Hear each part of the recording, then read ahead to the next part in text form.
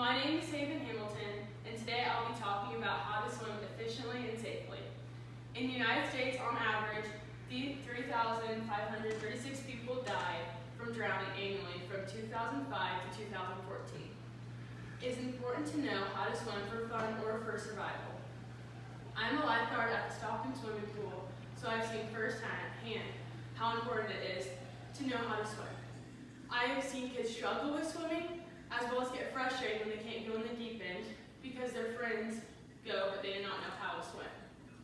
I decided to do my demonstrative speech over showing how to swim efficiently and safely because I feel like it's an important life skill that everybody should know how to do. Many people do not know how to swim, but they need to know just for fun or for their own safety. There's 5 main parts of swimming: floating, breathing, arms, kicks, and knowing how to tread water. The first main technique that people need to know how to do if you want to swim is float. Floating is the main building block with swimming. Once a child can float and use their own buoyancy, they can start learning how to move through the water by kicking their legs and moving their arms. In swimming lessons, floating is the first thing we teach kids even before learning how to go underwater. A lot of kids and older kids are scared of tilting their head back and trusting us. Once they do, they're confident enough to do it themselves. Before you float, you fill your lungs with air so you create more buoyancy. The swimmer needs to lay down the water and tilt their head back so their nose is up to the sky. While floating, try to stay as relaxed as possible, especially in the hand and feet area. The hands need to be relaxed and spread out as well as your legs. Just like in this picture, this kid is doing it perfectly because, as you can see, his arms and legs are relaxed and his stomach is filled with air and his head is tilted back. People might not be able to float whenever they are just starting, but with more practice, they can stay afloat for longer. There is also the front float, which is the same exact thing, except you have to be face down in the water. So that is when you need to know breathing techniques. To be able to swim efficiently, swimmers must be able to use breathing techniques. Other than trusting the lifeguards with going backwards into the water, this is the other thing that is scary to the kids. All swimming involves breathing techniques, especially basic swimming. The first step we teach kids is to blow the bubbles. So you blow the bubbles out of your nose and not through your mouth, because that can lead to swallowing water, and that is not good. We call blowing bubbles talking to the fish, and so then we teach kids to talk to the fish and then listen to the fish. So they blow the bubbles and then turn their head in water to get a breath and then blow the bubbles again. Other people learn the blowing bubbles technique so they can go underwater as well. Blowing bubbles helps people not get water in their nose because water can't come in through their nose when they're blowing out of it. Now, since we went over how to float and breathe properly, it's time to demonstrate how to move your body. The first step to moving your body is moving your arms. As easy as it might seem, it is harder than breathing for most people. First, you cup your hands in little cups so there's no space in between them, and you almost scoop the water. Next, with your hands still in cups, you move your arms one at a time, going right past your ear. With this motion, the swimmer is scooping the water in order to go faster.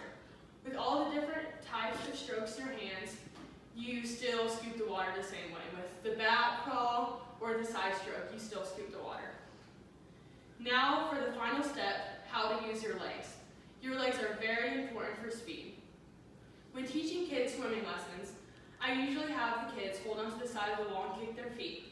One of the biggest problems with kicking is sometimes people kick too big and make splashes with their feet.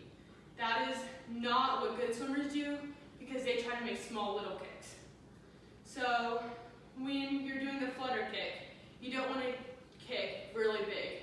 You want to just do small, I'm just going to do it with one leg, you just want to do small little kicks with just moving this part, not doing this, because that creates big splashes. Instead of kicking your whole legs, you could kick half of your leg in tiny motions. When kicking your leg, it is important to kick hard instead of big. Now, since you know how to do basically the front stroke, it's time to get somewhat familiar with treading. Treading is maintaining an upright position in deep water while moving your hands and legs to stay afloat. This is not usually for fun, but it is something people use for survival as well as something to do to work out, as it can get very tiring. To tread, the swimmer must be smooth, and it also must be able to float. Sometimes younger kids at the pool get scared and they move their arms and legs too fast because they don't know how to float yet, which doesn't make anything except make the swimmer more tired. When treading your arms, it's important to stay relaxed and move your arms in a circular motion like this on top of the water. Your feet can either use a whip kick or a scissor kick. So the scissor kick is when your feet go this way and you're almost like you're running in water, and then the whip kick is when your feet goes out slowly and then whips back together. And you do this with both of your legs in the pool. So with treading, you can do either one of the kicks, whichever one works best for you. Being able to tread is probably one of the most helpful skills I know. The 5 main parts to swimming is floating, breathing, arms, kicks, and knowing how to tread. Today we have covered how to do all the parts of swimming, which adds up to the front crawl, which is the most basic universal swim. Treading is not part of this, but it's still important to know how to do. Swimming can be frustrating at first, but the more you practice, the better you'll get. It is almost summertime. Go out and practice first at a shallow end or with a lifeguard watching.